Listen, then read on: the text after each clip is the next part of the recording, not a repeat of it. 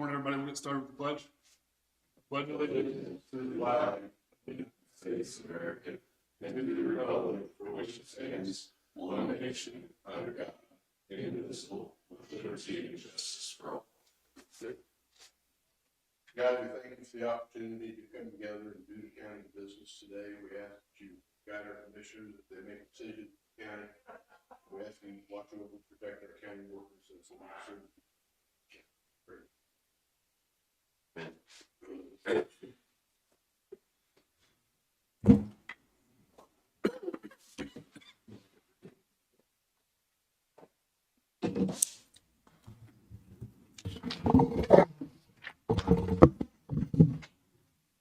I've read the meeting minutes from last week. I'll make a motion to approve.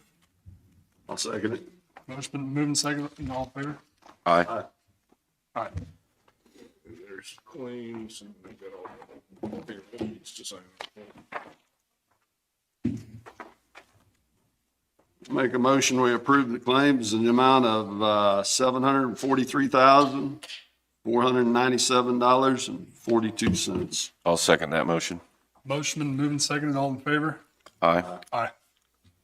I just have one, this was actually an ad this week.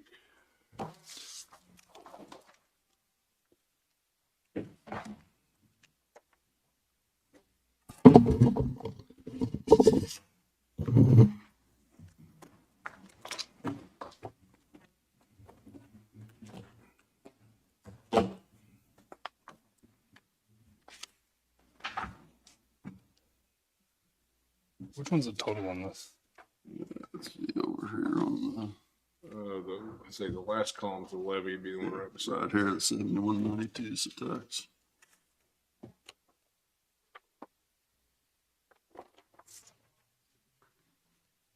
What would be the, or Dave, what would be the proper motion for this? Just to do, we don't, Just approve ad abate refund order number 22-821. so moved. I'll second it. Moved and seconded. All in favor? Aye. Aye. I've got the sheriff's report for the week.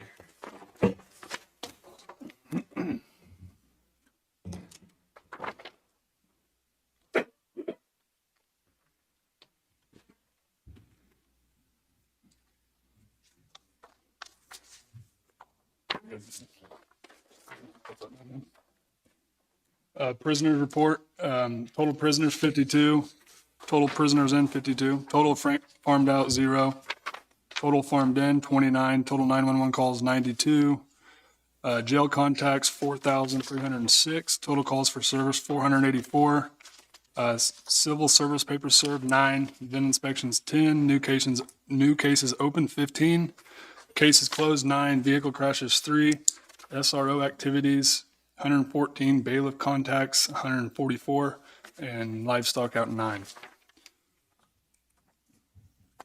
And Sheriff, I talked to him yesterday.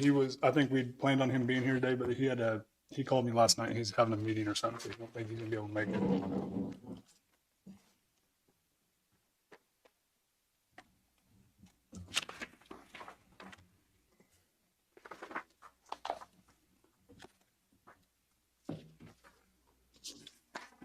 I do have one other thing I want to get into at some point today. I had a fence view request and I talked to Gary a little about it. Still not positive if it's one we're going to need to do, but I've got some information on that. If you want to get into that now. Yeah, no, yeah.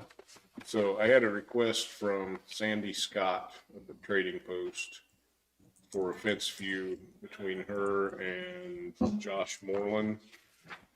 And it's actually in town. They're in Trading Post. And one of her complaints was that the fence was on her property and it wasn't online. And I explained to her that that was not something that you guys would even look at, that would be a survey issue. And that all you looked at was if it was a legal fence or not. So then she started telling me about the fence and how it's sagging in some spots and it's rusty. And that was one of the things I talked to Gary about, that a rusty fence wouldn't necessarily mean it wasn't a legal fence.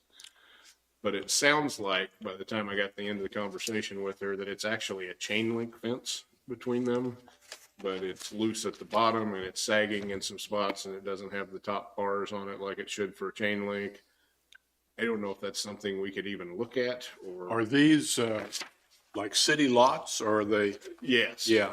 This is designed to view fences. The laws are designed to view fences where is livestock involved. If they're not keeping livestock on this property, either property, Yeah, I think her main complaint was his dogs. yeah, dogs don't count. So is that something we need to give some kind of response? I think we can respond and explain why we would not view that, because it's not something that falls under the fence view statute. Okay. So is that something you'd want to work up Yeah. then? And what I did at this point was I had her go ahead and fill out the form for request. And the fee that goes with that is $22.50, because the way the statute reads, each commissioner gets $7.50 for their expenses for a fence view. Wow. Which I think that one's been on the books a long time. But I told her that I would hang on to her check, and because I wasn't sure if it was something we could do or not anyway. And if it was not, that I would just give the check back to her instead of keeping it. Yeah, So, I'll write a response. Okay. You might send me a copy of her application, okay. so I'll have her, name and address and stuff. And I did have Pam go ahead and print maps, so I've got them. I'll give you a copy of everything I've got. Okay, very good. I think we just went through something with him with the sewer. Sorry? We went through something with the sewer with the two people too, the two property owners there. I don't remember. And then later in the meeting, Morgan's gonna come over with some information to go over with you guys too, which I think, one part while she's here, I think we will have some executive session for personnel, and then the rest of what she's got will just be an open session thing on some policies or forms to look at. You got anything right off the bat? Nope. AMR? Morning, commissioners. Morning. Yep. Good to see you, sir. Thank you. Nope. Nice to meet you. Jeff, Jason. Galen couldn't be here today because Tuesdays he has scheduled meetings. Total call volume for the last week, Monday through Monday. We had 20 page outs, 13 transports. Kind of slow week for us. I do know that we had at least one or two helicopter requests. One of them was on my shift for that wreck. We have 2 people going through AMR Academy starting next week that are going to be full-time EMTs. We've had 2 EMT positions that have been unfilled for a while, been killing us in overtime. So, got 2 people there. One of them is a resident of Mount City who just got her EMT. That's all I have for you. Any questions? Take them to go through your training. Do what, sir? How long does it take them to go through your training? So the academy is just basically, they have to do like any new employee, go through HR process I and see. doing safe. They have to go through safety stuff. They have to do an EVOC course, emergency vehicle operation course. And then, of course, protocols and protocol tests and all that kind of stuff. It usually takes about a week, and then they come here, and then they have to spend at least 96 hours on a truck with the FTO, field training officer. And at that point in time, they'll decide if they're ready to go on their own. Did you guys work with the trade school there in Pleasanton? We went there just the other day. I know Joe Stellwagen went there. They took some pictures of it. Do they have a program where they're teaching classes on? We're trying to get our foot in the door. We're not running that program, but we want to do everything we can to help that process. Obviously, that's employees for us and y'all, right? So we definitely want to be involved in that process. And we're there. So, any other questions? I don't have anything. All right, take Thank you. commission. Have a good week. Randy, you want to go ahead? Wait, let you know, also talked to Darren this morning. He's got a resolution he was working on for building permit fees that he wants to come in and talk about today, but it was too late to get anything on the agenda. Okay. Good morning, Commissioners. I gave you a weekly run report. We had 7 incidents over last week. It brings our total up for the year to 19. We have the CPR classes in Lacine and Mound City on the 28th. Both those classes are full, and we're still getting people calling, wanting to sign up. So we're looking at doing some more additional classes for the community CPR classes. So if anybody's interested in them still, we're still wanting them to reach out to us, and we'll get them on a list. So once we get scheduled, we can reach out to them. We have a fire board meeting this Thursday at 6:30 in Blue Mound at the fire station. Other than that, I have nothing. You fill up on your fire board as far as We're still short one for District 2. for District 2? Yeah, we're short one member on the fire board, so. You know anybody that's interested in? I've talked to a few people. It's got to be a non-firefighter, right? Yep. Oh, I got a few people in mind.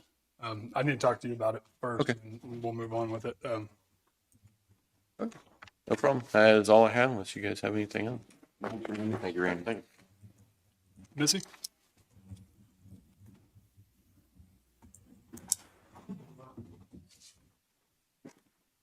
For last week's numbers, we have WIC 22 contacts, nutrition education was 5. We did 4 TB skin tests, 1 blood draw, 5 immunizations, 3 family planning, 1 COVID booster. Didn't test anyone for COVID this last week. 1 animal bite, and then we did a program at the school on Friday on vaping, and we had over 100 in attendance. And then if they could tell something, they put on a sticky note and stuck it to a board on what they learned on vaping, they would get their name in for a drawing for a Casey's gift card. And we had 81 kids that did write something down, and it was really good. It was through the Kauffman Foundation, and I can't remember the name. Which school was it, Katie? Bethel College. And it was, the kids really, I went over there and checked it out. It was really neat. They liked it, I think. And that is all I have for this week. Anything else? Thank you, Missy. Thank you, Missy. Thank you. Chris?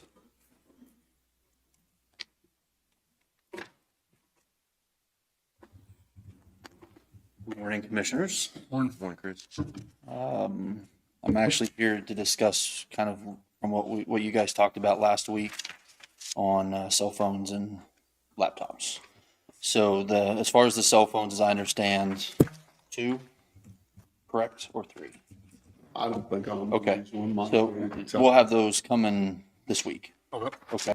Those are a no-cost device for government, and the monthly is, we'll work that with David and how that all gets handled there. As far as the computer side, I've got a quote and some information for you and some ideas on how that could really benefit the commission and David and everybody involved. So we've looked into this actually with another committee in the county as well. So to kind of ease some of the paper burdens, the printing, which can be rather expensive, as well as just the time involved with all of that, and trying to streamline some of that. And I took from what you guys had discussed last week into account for that. What I would recommend is that we use SharePoint, which we actually already have. So there's no additional cost to do that. If any of you have ever used SharePoint before, it's mainly just an online repository where you can have files, you can have emails attached to it, you can have all kinds of, anything you could do on your computer, it would be the storage point for that, but is, I don't know if the word is restrictable, where, David, the commission, county councilor, whoever is supposed to have access can add or remove or do those functions. Others can be allowed to view if that's what you desire. And it can all be just a great repository for all of your meeting information, at which point you could then review all of that information for an upcoming meeting or look back to previous meetings. Because we would be able to, archive in just a folder structure online. You would be able to access that from a cell phone. Of course, it's small on a cell phone or any other device for that matter. And there's no additional cost to what we're doing today to do that part. As far as the laptop side of it, my recommendation would be a laptop type device as opposed to a tablet or something like that. More for the form factor and for what I understand you guys would want to use it for and where you would be using it, mainly on the table, but even at home or something like that. So we reached out to our suppliers, and in looking at the various options, I'm going to go down this line just real quick, kind of give you all the nuts and bolts briefly. However, I'm going to recommend a Chromebook if you guys have heard of those. They're very robust. They're inexpensive. They don't require special antivirus. There's no additional licensing, nothing like that. And we've had a lot of success with Chromebooks in the county for specific tasks like this. So we reached out, and Dell sells a 14-inch Chromebook that is an enterprise grade quoted price. This is with a 5-year warranty. So everything I'm looking at, what I did was I went with a 5-year outlook. That's if it got broke in year 4, they're just going to replace it, okay? Because they seem to last. So our typical, just so you know, is 3 years. When an office reaches out and says, hey, we want to get a new computer or whatever, we tend to do a 3-year pro support warranty on those. And if they last longer, great, but we're expecting to replace it in that 3 to 4 year time frame. Now, servers, we do 5 years, and the same thing. Once it goes past 5 years, then we're discussing, replacement costs or what our options are at that point. So in this case, I'm recommending 5 because of the use. It's not necessarily a daily driver, although you're welcome to do that. And the total is $366.34 each. Okay, now that's a basic model Chromebook. Comes with 4 gig, which when you're talking in those line, not the Windows world or the Mac world, the memory is less important. They do have one model up from that, which I would probably consider with U3 specifically, due to if you were to want to do like video conferencing. It would support it a little better, and you're right at the $600 mark. It's not double the cost, but again, that's with a 5-year, no questions asked warranty, and that would be the one that I would say. But the lower model is acceptable; it will work and function just fine. The next option that we looked at was an actual Windows laptop, and we can get those pretty reasonably priced, but you're between $800 and $1,000. And of course, you have the overhead of Windows. And the nice part on the Chromebook, everything is web-based. Now, you do have to have a internet connection for it to work, but I don't think that's an issue. We all have internet on our phone, at home, whatever. So Word, Excel, PowerPoint, all that will work just fine on the Chromebook. If we do the Windows, we would have to license the apps. That's not very expensive. There'd be a small additional monthly charge of about $4 per person. But that would be a Windows device, like what we use with the clerk's office, with the sheriff's office. You'd be between $800 and $1,000. Then you end up in the Surface line, which are excellent machines. And you can get them more of a tablet style. That's what Katie here actually has in front of her, is that style. It's going to be a smaller display, but highly portable. But we're going to be at about $1,200 to $1,600 for that device. When you start adding in, we do need a case on those, and then the warranties from the Surfaces are a little more expensive. But again, they are a no questions asked replacement in that. So that's kind of the scope of the devices. My recommendation to you would be to go with that next step up Chromebook. But if you said, no, let's go with the bottom one, that's acceptable as well. I've reached out for the quote on that next step up. He just hasn't got it to me at this moment. It might be popping into my email right now. The only quote that I have is the $366.34 for that bottom one. But he said it was going to be $600 or less. I just don't have the quote in hand on that next one. And then you just need a simple bag, we can get those on Amazon for about $16. Nothing special there. If you wanted a mouse, these have a touchpad on them. But if you want a mouse, those are inexpensive as well. Tote around with you. They all come with power cord. So that would be my recommendation. SharePoint for the platform to eliminate all this paper and kind of streamline your meeting processes, as well as your communication in the back end, and the Chromebook for a device. And again, that's a 5-year outlook. I think that's a pretty good for $600 even, you spread that over 5 years, and there's no additional licensing. There's no, we don't need any extra antivirus.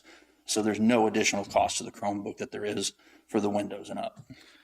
The SharePoint, do you view it as better than email or comparable to email as far as security? So as comparable, or definitely better in that you can go back in the history. Right. Obviously, as an email, what happens is you all get the email, right? So it goes to, let's say, a group list, and all of you receive it independently. Well, if that gets changed, well, here's an additional document that goes along with this, or, hey, we're going to take that off of the agenda for Monday because they're not ready, whatever it is, that's got to go back out to you independently and be updated independently by you, basically, within your own computer or device. Whereas on the SharePoint side, you would log in, and and we can make this as simple or as robust or whatever word is as you want. But the way I would see it, it would be, there's a date, you click on it, it's a folder. And under that folder is your stuff for the next meeting. And again, that date would just remain there for the past. So if you wanted to go back and research back in the past, you could go back to previous dates. You can search SharePoint. So you could look up document names or contents of documents using that method. And it also gives a great repository. So just like now, Jason's here, you would have had that history to go back and look at, as opposed to, well, Rick's email, we can provide that, we can share it, but you know what I mean? It creates kind of a disconnect where SharePoint sort of gives you a central repository for that, and you can go access it easily. One of the things that we'll have to be careful about is not communicating through this, because commissioners aren't allowed to communicate with each other. Absolutely. And that was, I'm sorry to interrupt you. You're absolutely right. The thing with SharePoint is there is no communication. So you can enable that. Other entities do that. We would not in this case. So for this particular site, Sharing stuff to a folder. right, you would just see it. You could receive an alert that said that David placed something in a folder. So then you at least know to go look. But beyond that, you wouldn't be able to, there's no reply. Right. There is no, hey, send back to all, or So we wouldn't be putting anything in the folder, so, No. there's nothing about it. not as I envision it. Yeah, I don't think we wouldn't want you to be That's what able. I'm Yeah. saying, is we Yeah, wouldn't want to be able and that's where those permissions come in, that, David or Gary or whoever is decided, Katie, whatever, can put stuff in, but you guys might be, for those folders, view only, maybe, right? I'm just spitballing here. That's but- what I would think, yeah. Okay. And that way, there is no chance for even an accidental, I saved the file and I put it back in there. That's not a thing that would happen. And while you're on that part of it, I've had some requests recently from one of the newspapers that covers our meetings to get things like agendas or information ahead of time, things they can have. However, there could be times that, especially if Gary's putting something out there, that there'd be privileged information they couldn't see. With that set up, is there a way to have an area where you could give access to someone else to see what was coming up, or is that something you'd want to do? So the answer is yes. There was some discussion about the legal side, and I'd have to work with Gary to determine what that would look like. We could have a separate, you would have like your meetings folder and then a whole nother area that's just legal, and set permissions on that area. And again, if Gary added to it, you would be alerted to that information. But the system also allows you to see who accessed it. So there would be no issue of, if there was unauthorized access, it's logged. Does that make sense? Yes. Okay. So if it was like, oh, I didn't see that document or whatever, it would say that so-and-so logged in and looked at this date at this time. So that's in there, but we would need to ensure that there's some sort of separation. My fear is if you put it all under a certain date, like this meeting, and there was another folder that said legal, I don't know that I could protect the subfolder and then give the paper or David or whoever access, right? But I think if we created a separate legal area on this same SharePoint, that would work. Okay. Yeah. And my thoughts, like some of what I've sent so far on that, of course, the agenda is going to be an open type of information anyway. But even if we've got something we've discussed in here, say, well, let's say building permit fees as an example, once it's coming to the commission, it would become an open record. So I wouldn't see an issue with sending that on out to people to let them know we're going to talk about it and here's the list we're talking about, or something along those lines. But just some details we'd have to work out on what we could send and what we couldn't give access to. And to be fair, I am not a SharePoint expert by any means. I have used it a long time ago. We've kind of resurrected it again. Again, there's another county committee that is looking at this same thing, but for their operation separate from you. So I've dug into this for the last week, and I feel confident in everything you're saying is very doable. You know, the lead up in this is probably we're going to stumble a little, as in like, hey, that didn't work. Oh, let's fix that. But I have researched it enough to know, yeah, we can do everything that you're saying. So. And I've used this kind of stuff on other boards that I've been on with great success. I mean, as far as being able to go back and look at something, not having it printed out every week for something that goes on and is discussed for 4 consecutive weeks and stuff that way. So, I like that option. So do I. I think we're moving in the right direction. What do you guys think about the computers? Do you think, I mean, so on that first, let's call it the first generation Chromebook. Chromebook, can you do video calls on that or no? You can. I'm just afraid they'd be jerky. Again, and I'm absolutely willing to, because maybe get one, check it out, you know, and verify. But the salesman, he says, well, mostly it's like schools are buying those. Now, these are enterprise grade. They're not the school grade. What I say that. So it does video conferencing. He felt like it would be okay, but of course, that next step up we know is okay on the video side. What do you say? I think we need to be cost conscious always. So, but we got to have it do whatever it is we need to do.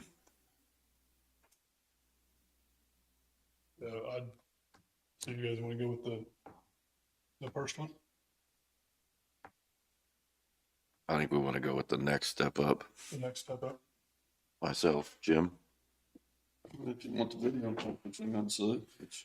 I mean, that's a What do you viable feel, part. Gary? What do you think what we're doing here? Is it something that's going to create us grief on down the road, or?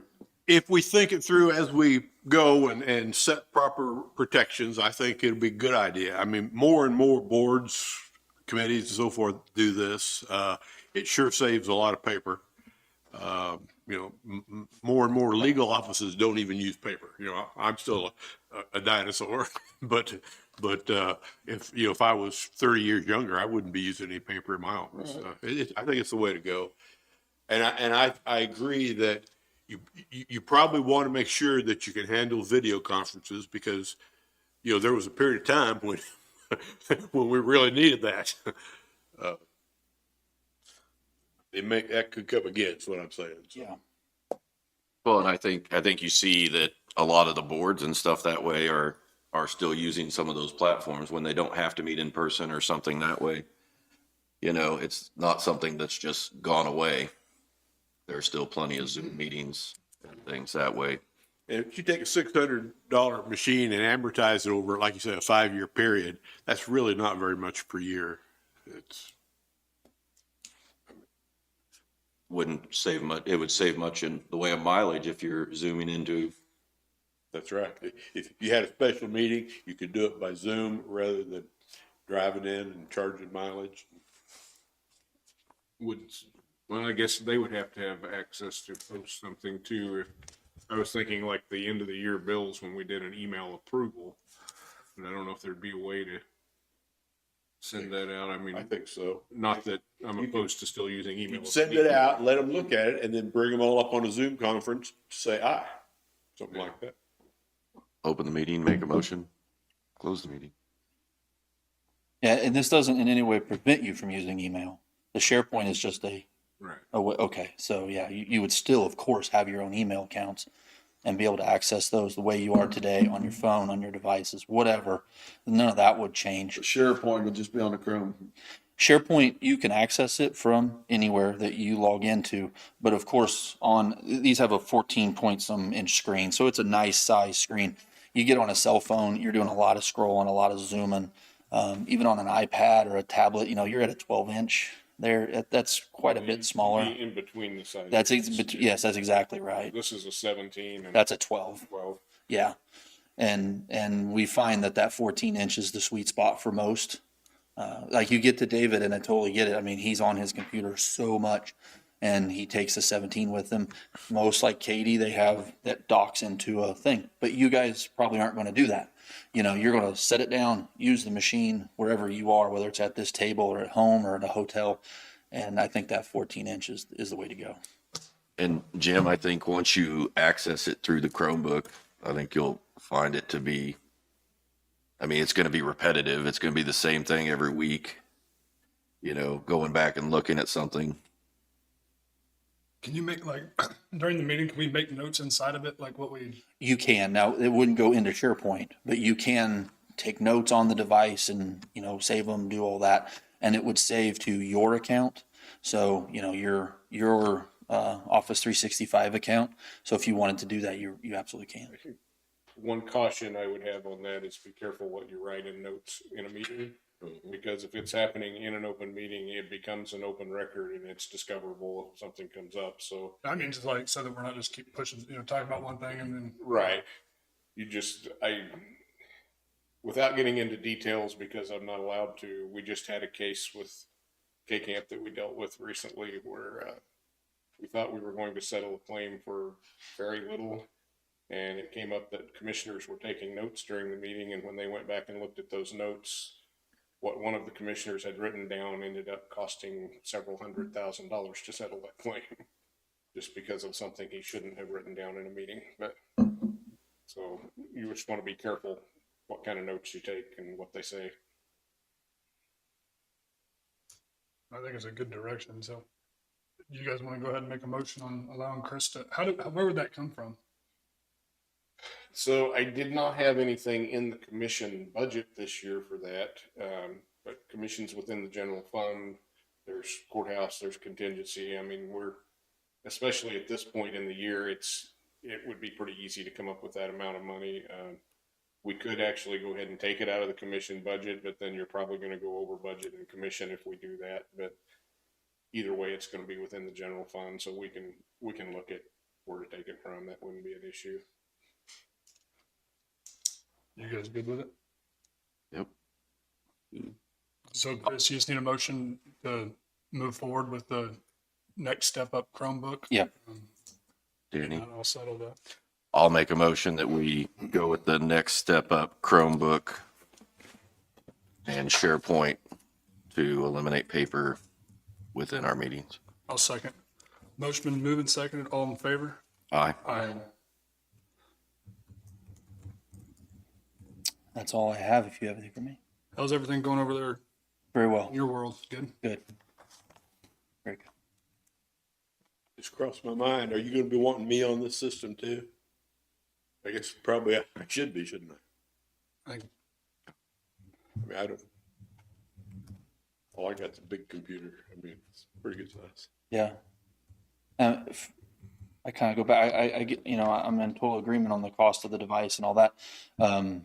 But, Gary does not have a county device for doing the business here. So if he was to pull up these same records while he was here, I didn't even think about that till you So mentioned it. should we have 4 of them instead of 3? Probably. I mean, if you want me on it, and I think I think you got it. that's the whole point, is to facilitate movement. Definitely. Do we need to redo that mode? Oh, we have to say, I don't think you put a number in there, did you? no, I don't think so. We just make a note that we're going to include one for the counselor also. Yeah. Very good. Thank you. Thank you. Thanks, Chris. Jessica?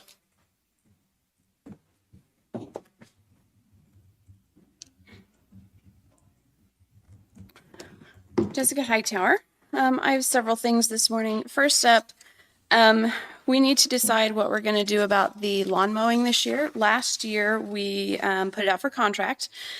I have numbers here. So for 2022, the amount we paid for mowing was $20,165. What'd you say, 20,000? $20,165. That was contract mowing. And that did what? Mowed all the yards, except for the park and the airport and the landfill. They did everything else. For the year before, so for 2021, our labor total was $20,031.38.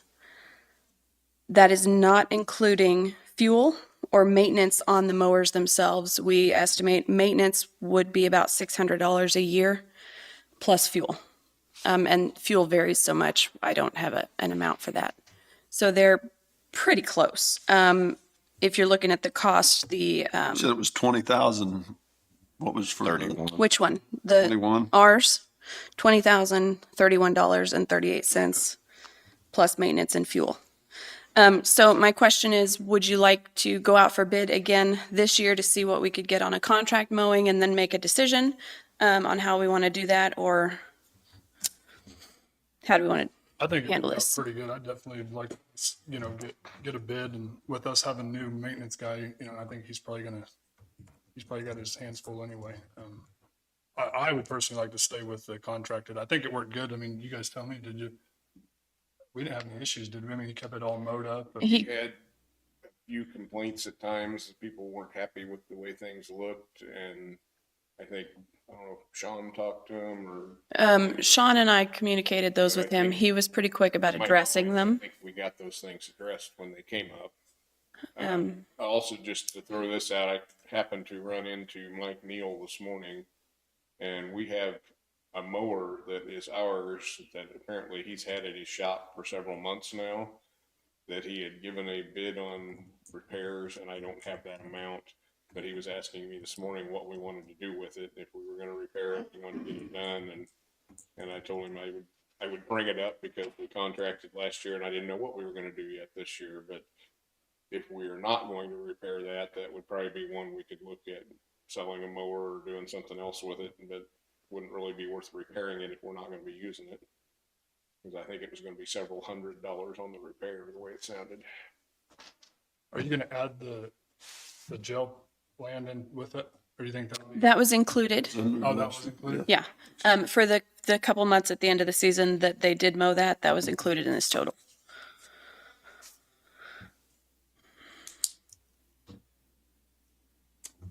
Yeah, I mean, I'm okay with going out and getting bids and trying to figure that out.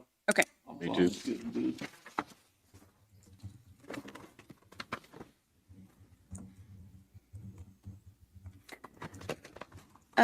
With the new committee guideline updates that we recently did, the Economic Development Committee has updated our bylaws.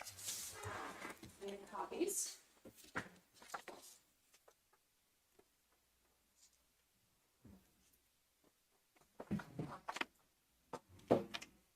Thank you.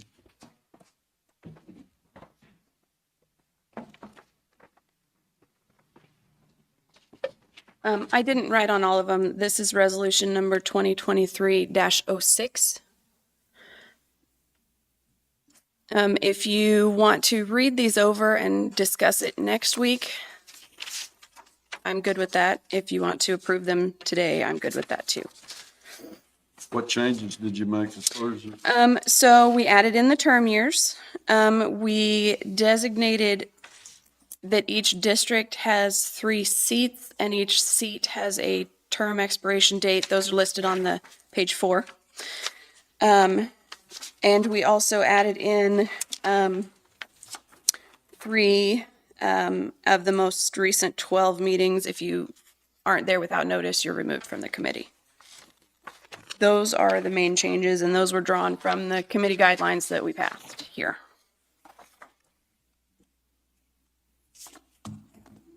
So if you're looking at the chart on the back, So District 1, Seat 1 starts with a 1-year term. It expires January 15th of 2024. At that time, it will roll into a 3-year term. No. So how many terms can they do in a row? Or does it? 2 full terms, full 3-year terms. So whoever's sitting in Seat 1 will do a 1-year term, and then they will have 2 3-year terms available after that. So we'll have somebody doing 8 years and then that'll be the longest, that's Yep. 2 full terms and a 2-year term. Yes. Okay. Or if someone resigns halfway through their term, that person that comes on that partial term won't count against their 2-term limit. Okay. So somebody we appoint Right. will still have their 2 full terms. Yes, after they finish the one that they're Okay. finishing out. Do you have any open seats on this? Well, that's next, and if you approve everybody, no.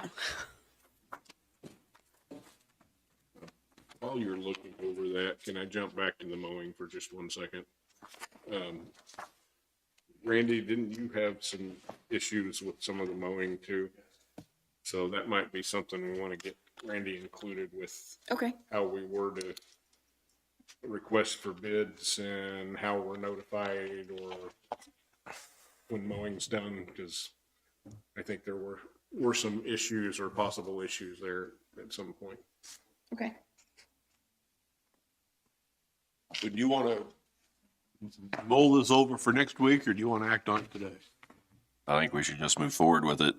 I mean, it's just implementing the guidelines that the commission has set out. It's kind of what we had talked about here previously. I'll make a motion that we approve resolution 2023-06 for the Economic Development Committee bylaws. I got one question for you. Okay. So the people that are already sitting there, I mean, has there somebody that's been sitting there for 15 years already? No? You got that? My last one resigned last week. That was me. Okay. You were there? Yes. Long time. It had been a long time. Since Jason resigned from that committee, everyone else has come on since I've been here. Oh, okay. And everyone's pretty active in it? Yes. Good. I have a good group. You got any questions or? I don't have any. I'm good with it. I'll second Jason's motion. Motion been moved and seconded. All in favor? Aye. Aye. This requires all 4 signatures and then David.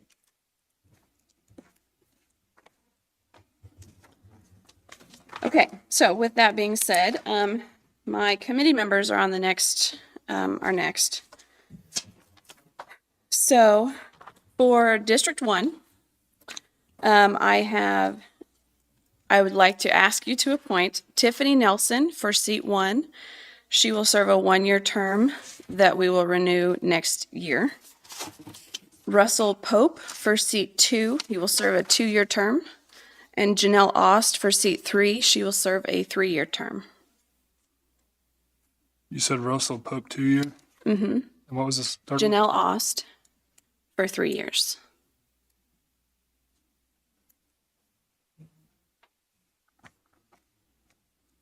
Tiffany Nelson, if you need to know, Tiffany Nelson lives in Linn Valley. She's a business owner. Russell Pope works for First Option Bank, lives in District 1. And Janelle Ost is a farming and marketing guru. Can you give me a list of all those when we get done? The people? Yeah. Yes. And everybody else is full, huh? Well, that's just. No. That's just District Oh, that's 1. just Do you want to District do them all at the same time, or do you want to do them district by district? Lump them all together. Okay. So for District 2, I have Elaine Jager will serve a 1-year term. Josh Baldwin will serve a 2-year term. And Teresa Whitaker will serve a 3-year term. Elaine works at the bank there in Pleasanton. Josh lives in Pleasanton and runs Dreamscape Innovations, and Teresa Whitaker works at City Hall in Pleasanton. And then for District 3, I have Matt Akes, who will serve a 1-year term, Jennifer Leach, who will serve a 2-year term, and Trenton Johnson, who will serve a 3-year term. Matt runs Mid-America Hydraulic, and he farms. Jennifer Leach runs People's Telecom, and Trenton Johnson is a local realtor.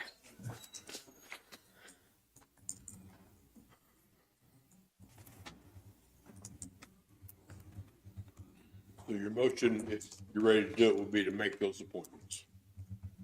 I'll make a motion that we appoint all these people as stated for District 1, 2, and 3. I'll second it. Motion been moved and seconded. All in favor? Aye. Aye. Thank you. So every January, we will have one person from each district to reappoint or fill a new seat. Next up, so we've been talking about having Johnny and Carl do our pest control.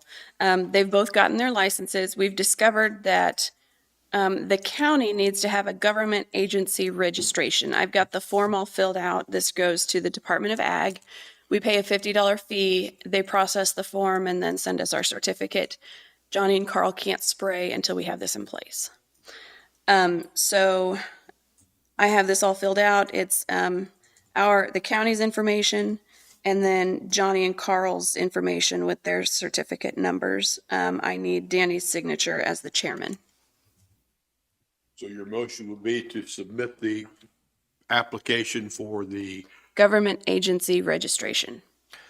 That's my motion. And it runs on a calendar year, so we may have to, I think we have to do this every year. That's my motion. I'll second it. Motion been moved and seconded. All in favor? Aye. Aye.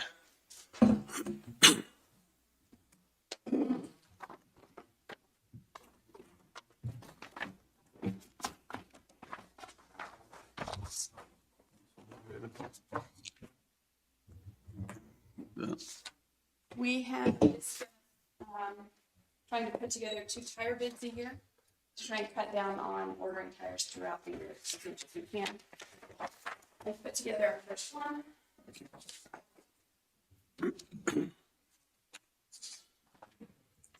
These are the lists that Mike and Harry gave me for their shops. Al did not need any for the landfill, and Todd didn't need any either. So these are what I would like to go out for bid for.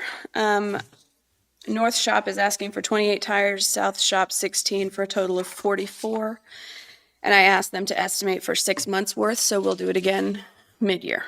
Is this just big equipment tires? It's not little? It's not Not, tires? not pickup tires. This is backhoe, dump truck, road grader, tractor tires.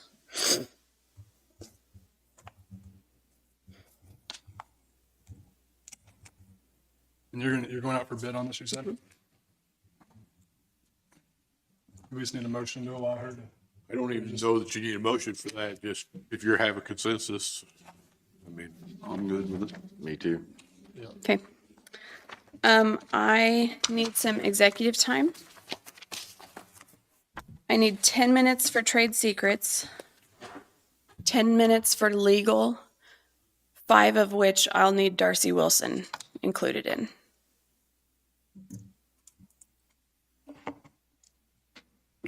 Does anybody else need anything? No? Do you want to go before or after Jessica goes to her executive session? I can go whenever, Danny, so. If you're gonna do it, I just need 10 minutes for legal.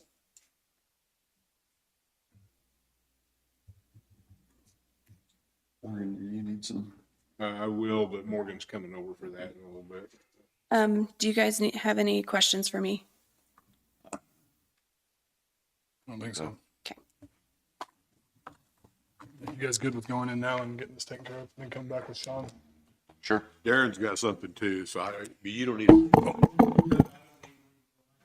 Okay. I'll make a motion that we go into executive session for 30 minutes, 10 minutes for trade with Jessica, 10 minutes legal with Jessica, 5 of that with Darcy. And then after that, we got 10 minutes legal with Sean. That's my motion. I'll second. Motion and second, all in favor? Aye. Aye.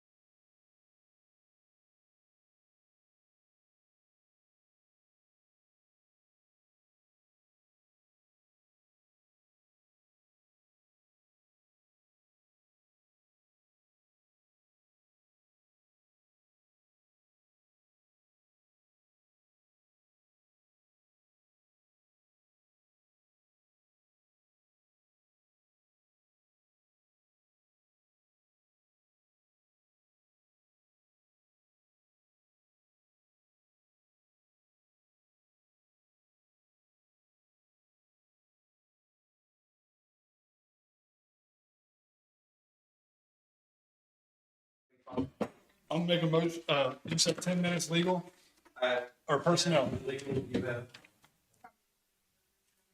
I'll make a motion to go back in executive session for 10 for legal and 10 for personnel with Sean and Morgan. That's my motion. I'll second it. Motion been moved and second. All in favor? Aye. Aye.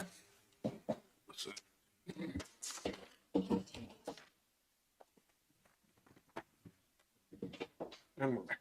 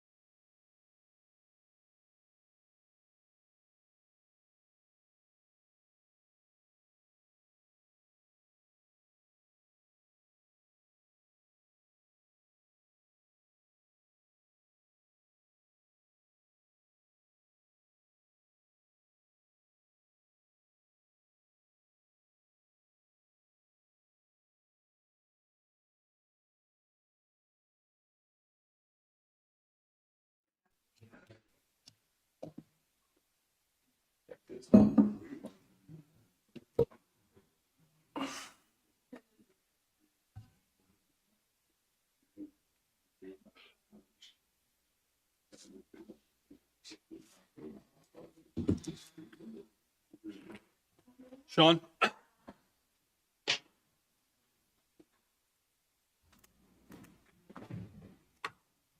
Sean West, Public Works Administrator. Joyce has printed out the December cost summary by task for you. Did you want to take care of a personnel issue we talked about in there before we get into anything else, or? Do we need to, I mean,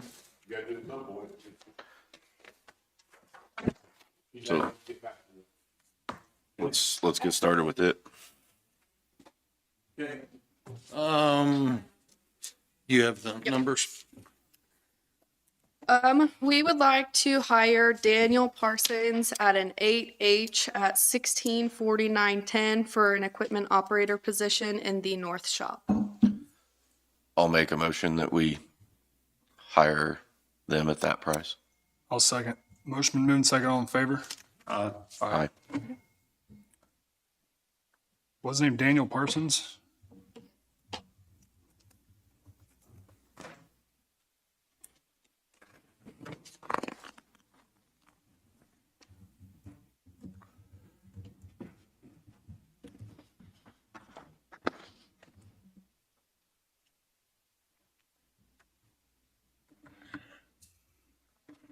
As you're aware,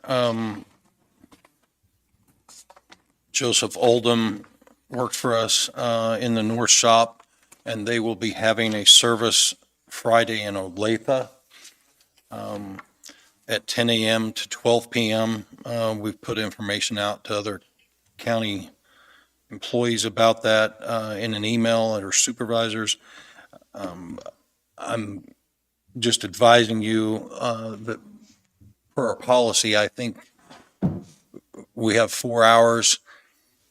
This may affect some of our operations in Public Works considerably for that day, especially most of the north shop. But as Joseph also worked projects with the other shops and asphalts and with other county employees, this may considerably impact the operations for a good portion of that day. Last night, Commissioner McCullough and I met with Walnut Township in an effort to straighten out some border agreements and speak to them. It was a positive meeting, and I got some mapping. And after looking at what Harry's got, I think our maps and their maps do agree. We'll just have to get something in writing, and I'll bring that to you in the very near future about a border agreement with that township. Obviously, with Missouri, I'm going to have to do more than one township to cover our eastern border. But until that's in place, we've graded a half-mile section of that state line road. We're supposed to get rain tomorrow. It's pretty positive. I think Harry thinks it's going to be a 100% chance that we're going to see rain tomorrow. This is a half-mile section that we believe, after we get this agreement all in place, that we won't be responsible for maintaining. But the work we've done on that half-mile section is going to be probably destroyed tomorrow if we don't cover it. So if you don't have any reason other than the agreement for in the future, I would like to go ahead and cover this so that we don't lose the improvements we've done to this roadway. Although in the agreement in the future, it won't be ours. It's still our state line road and still something we need to take care of. Yeah, and there was just a little confusion because they've got on new board members throughout the last couple of years, and it's kind of been a handshake thing for like last 60 years, I think, or something. They were nice about it. I think Sean gave them an agreement, and they're gonna look it over, and I think they're good with it. And So we went and fixed it and yeah, we just needed gravel, that's what you're saying. Yeah, we used Rock Saver and pulled up the potholes and everything, but if we don't gravel it, it's quickly going to get damaged tomorrow with any traffic on it. yeah. So.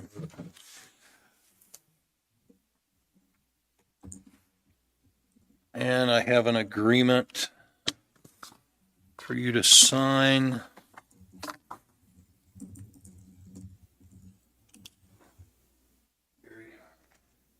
This is the same standard agreement that you came up with. It just filled in the blanks. Okay.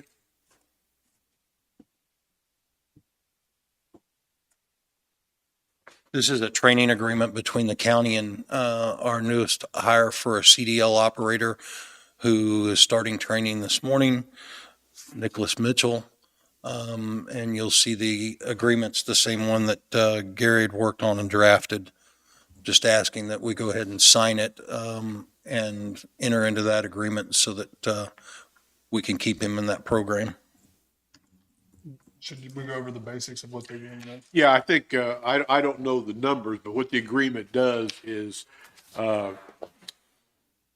we agree to train him for the CDL, and then he agrees to stay with us for a certain amount of time or pay that back. 12 months. As you'll see on the agreement, and stop me if I don't quote the numbers correctly, we're assessing the time that we're going to pay him and the time that we're going to pay the trainer and our investment to be approximately $3,500.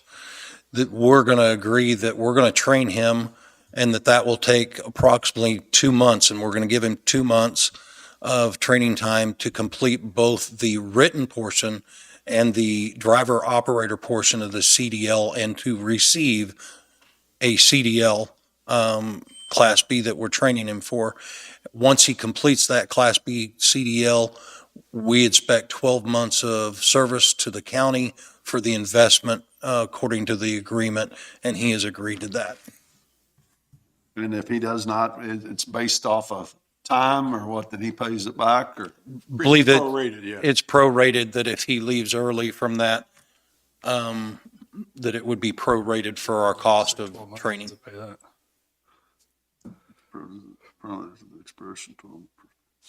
It's reimbursed the county. If So you you- don't stay 12 months, he has to reimburse 3,500. He has to, let's say he stays 6 of that 12 months, he would reimburse half of it. Okay. Yeah, I'm good with it. I think it's important to have, Peace. because we,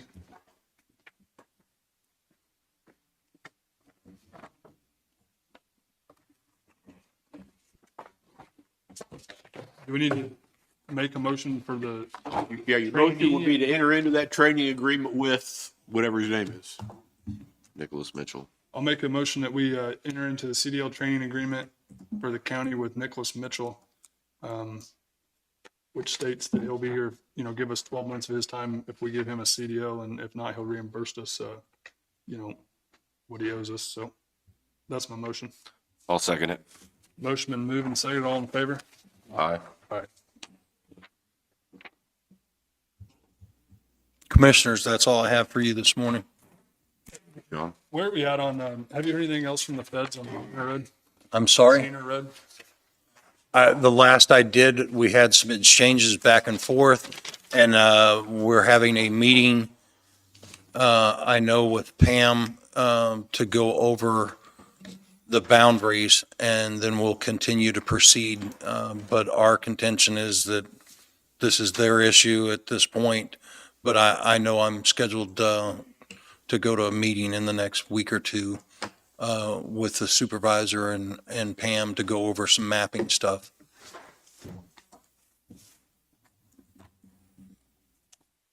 Have we heard anything from our on-call engineer about the landfill? The on-call Or engineer, whoever we had involved in that land?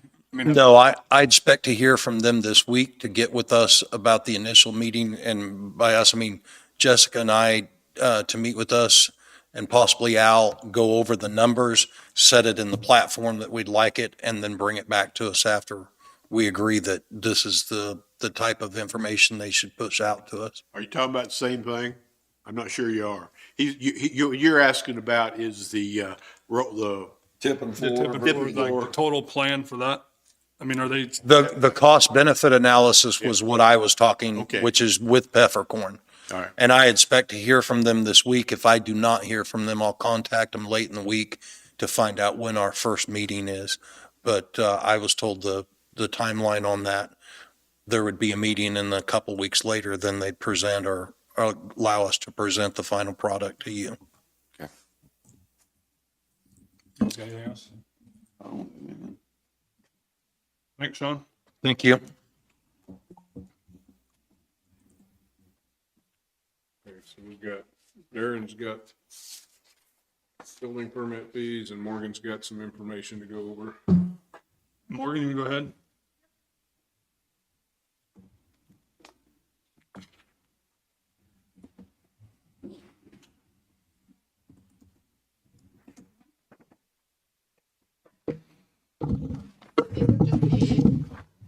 Organizational charts that I have put together for the county. And then, I had an interview with that.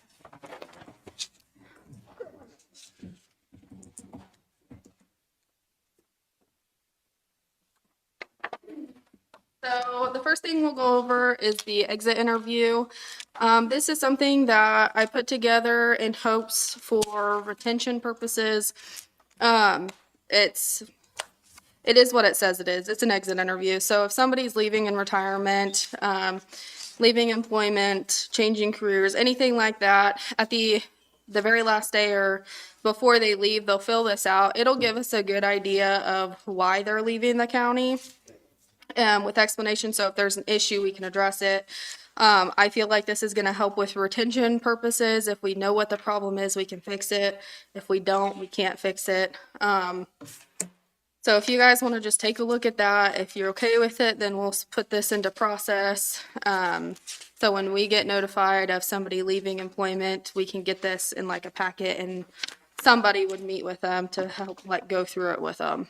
Do they fill it out or do?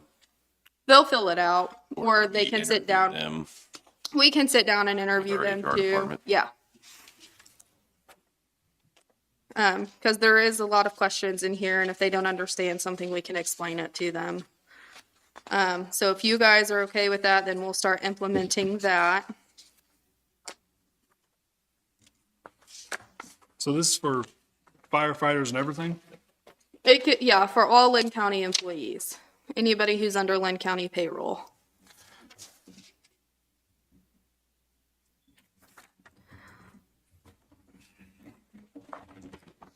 And that kind of goes into my next, you guys have a bunch of charts. The first one you'll see is a member list. It is the volunteer firefighter list. You can see in every different station, all of the red is the empty spots, the vacant spots, that we're trying to fill. We probably won't fill them all, but it's in hopes that we can get more. And Randy has been working on, some more recruitment purposes, parades, events, taking the fire trucks to, getting more involved. And the volunteer firefighters are all for that as well, which helps. So you see the vacant spots there. The rest of them, the elected officials, you'll see the elected officials and the people underneath them. The only ones you don't have is the sheriffs. But there we have, for the sheriff's department, we have one deputy, one jailer, and 2 dispatch open with that office. When you flip that one over, you see everybody who's under commission on there, and the blue means it's filled. If you see red, that means they're vacant spots. The next one is the health department. You'll see everybody who is working at the health department. And then you see everybody who is under, again, the commission and who is under them. So you have appraisers, the GIS mapping, and IT. And then you get to the really big one at the back. That is the public works department. You can see in the north shop in the red, we have 2 mechanics and 2 equipment operators opening. We have filled one of those, so that means we have 1 equipment operator and 2 mechanics. In the south shop, Mound City, we have 3 equipment operator positions open. Do you guys have any questions on that?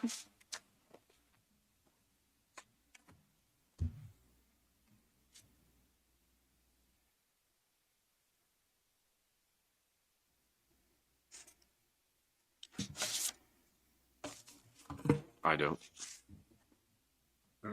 Kind of lays it out.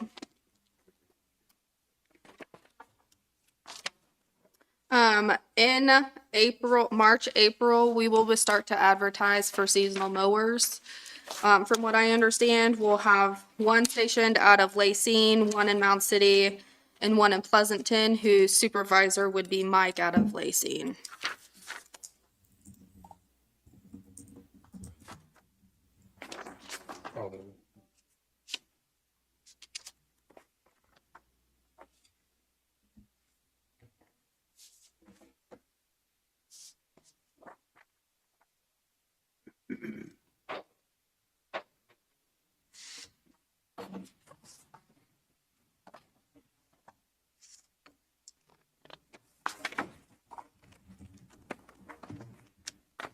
Are you needing any action from? No, just if you had any questions, I could answer them the best I can. But the goal is to continue with the advertising with the electronic sign. We're doing a little bit more of the digital approach for the advertising on Facebook and stuff. So we're trying to get all of that out there. Do you have the digital sign out right now? The big one? The electronic sign, yeah. Is it up Down there? here by the shop, here in town. And I've been working on like posters and stuff for like the digital marketing part of it for Facebook and stuff. Yeah, this looks good. Thank you for doing this. If you guys don't have any issues with that exit interview form, we'll go ahead and start using it. And again, nothing that really requires any action, but we wanted you to see it before we Yeah. start doing anything.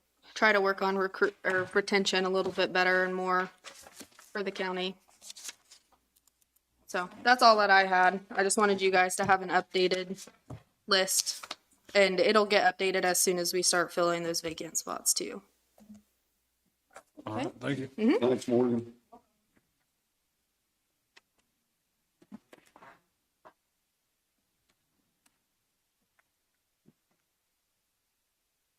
Darren?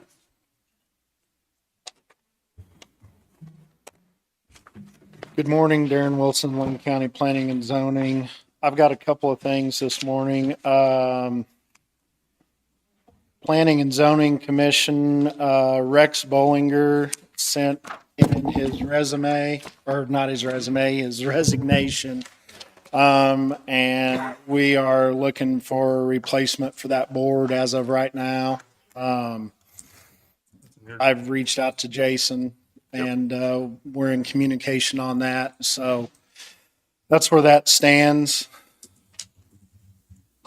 And I believe he was leaving the area when we were. Yeah, he's resigning because he's leaving the area, and we spoke to him. And with writing the new zoning regulations, we're just in the very first processes of that and getting somebody on board instead of him staying till he leaves would better serve the purpose to get somebody started right now. So they're involved in the beginning stages of that.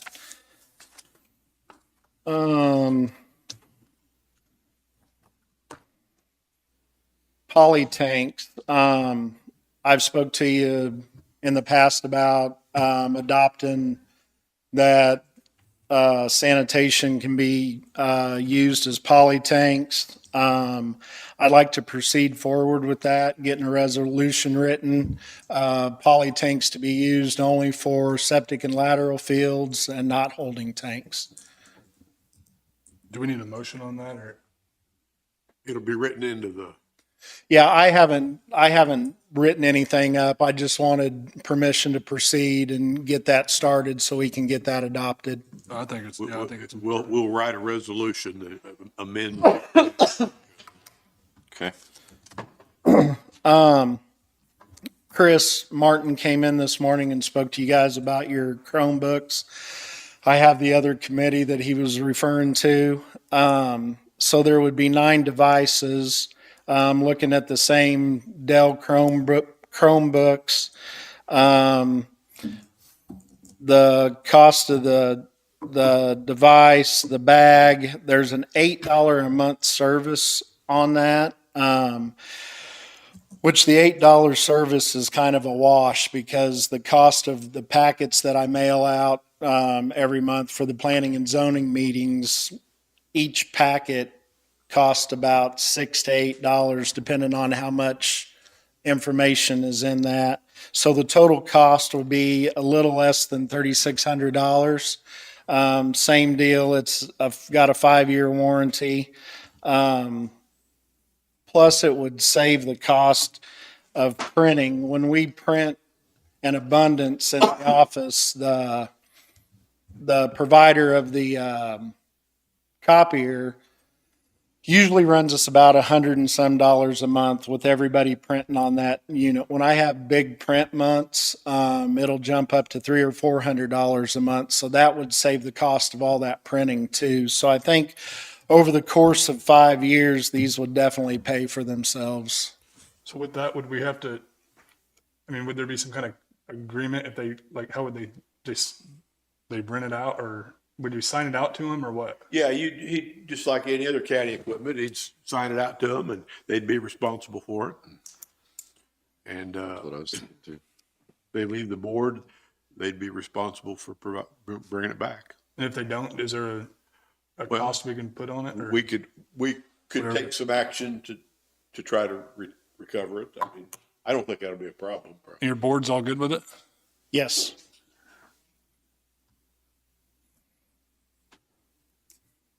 But I'd like to proceed forward with that. So Darren, I don't know if you thought about this part of it on paying for those. Were you thinking out of just your budget or So, equipment reserve that you have, or? so I hadn't had a chance to talk to you about it, and the reason why I'm talking about it today is since Chris had brought it up. But in the planning and zoning budget, we've got budgeted, we left that budget number where it was last year with, we had allowed for 2 salaries in that budget for a period of time with Bobby and me working. So I think there's plenty in the budget to cover that. And saying you also have 10,000 in capital outlay in Okay. planning and zoning budget. But you do have some money in equipment reserve if we got to a point where we needed it for equipment also. Okay. I think we talked about a vehicle possibly at some point, which would probably eat up most of what we've got in there. Right. What do you guys think? I think it's a good thing. I think it'd be moving in the right direction. I'm fine with it. Be a motion to allow him to go. I'll make a motion that we allowed Darren to proceed with the 9 devices. You want up to 3,600, up to, I mean, what is the What are you price? getting, the lower level? I mean, is that? Yeah, the lower level one. And like I said, with the bag and the cost of the device is a little bit under $3,600. Yeah, Up to, up to $3,600, and that's my motion. I'll second it. Motion been moving second, all in favor? Aye.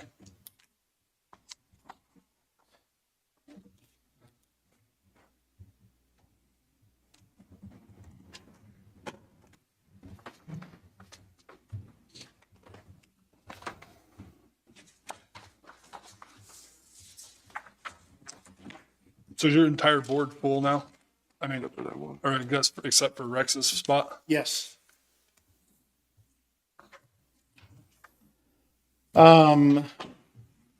This is a resolution to change the fee schedules for building permits, sanitation, zoning, subdivision, Board of Zoning Appeals, signs, surveys, and at the bottom, there's a refund policy if they don't get far enough into the steps, and a new building permit application.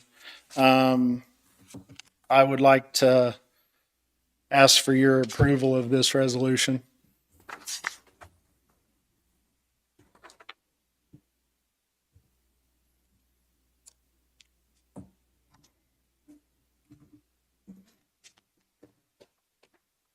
You read these over, Gary, and just, Yeah, we've gone over it together.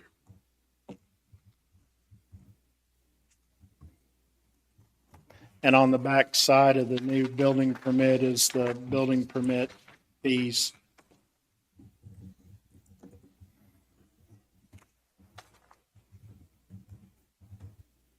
All the lake communities are aware of this? I mean, are you, I think that Lynn Valley just put something in the newspaper last week over some building permit, didn't they? So Lynn Valley, we don't, they're a city, so they take care of their own building permits. This is just for unincorporated areas of the county.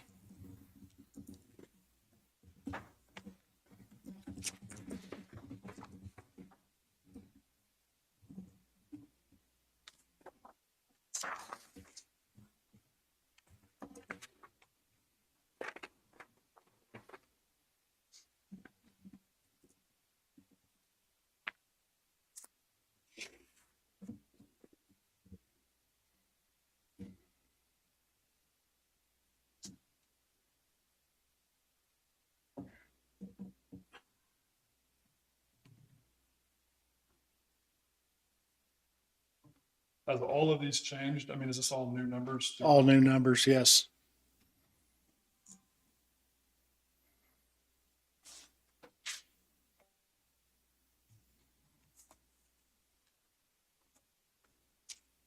I think he gave you a thing last week that showed the old numbers and the new numbers. Yes. So if you had our little computers, you could just pull that up and look at it. It's kind of stomped in my floorboards somewhere.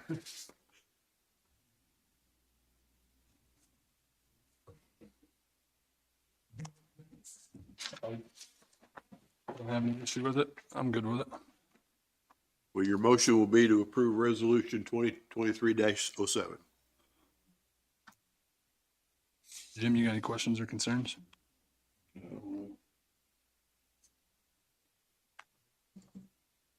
I'll make a motion that we accept resolution 2023-07 for building permit fee adjustment. I'll second that motion. Motion been moved and seconded. All in favor? Aye.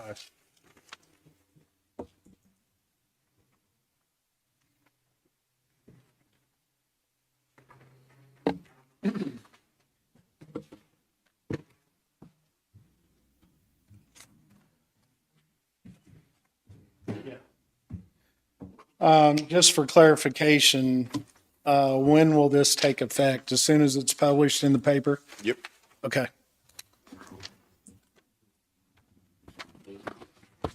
What else you got? I just wanted to bring you guys up to date, up to speed on what's been going on with the Planning and Zoning Commission, with rewriting the zoning regulations.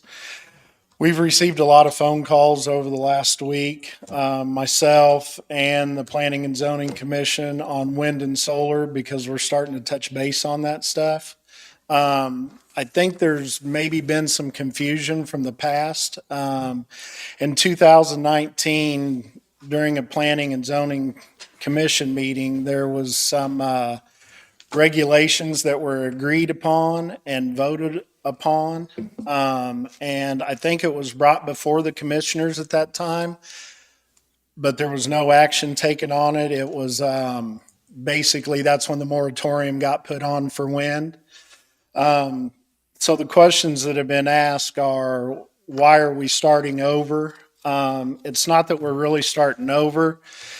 There's been some stuff in the rough drafts, just in speaking, on setbacks for wind.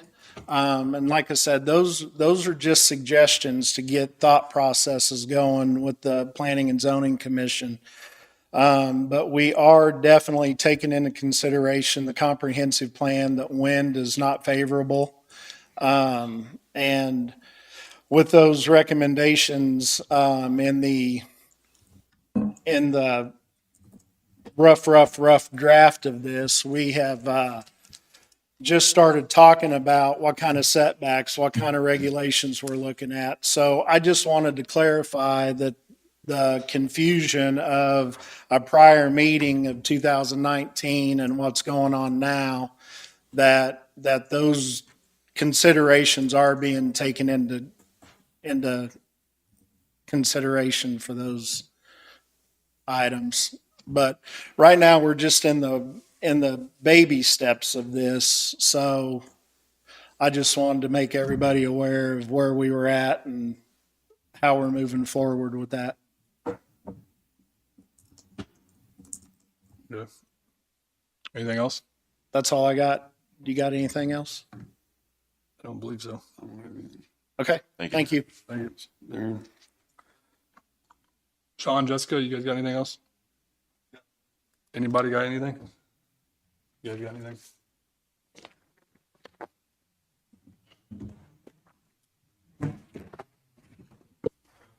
I guess with that, I'll make a motion that we adjourn.